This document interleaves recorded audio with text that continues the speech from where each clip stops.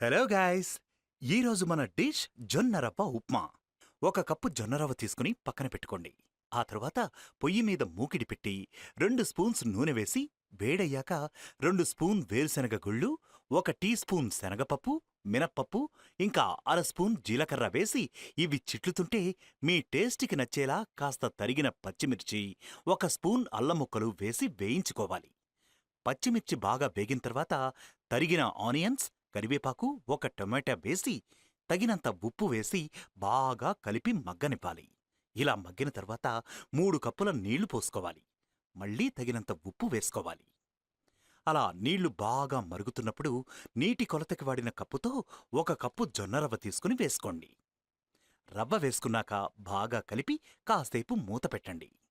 కొంత సమయం తర్వాత మళ్ళీ తిప్పండి. ఇలా మీడియం నుండి లో ఫ్లేమ్లో దగ్గర పడే వరకు చేయండి. చివరిలో కొంచెం కొత్తిమీర చల్లుకుని స్టవ్ ఆఫ్ చేసేయండి.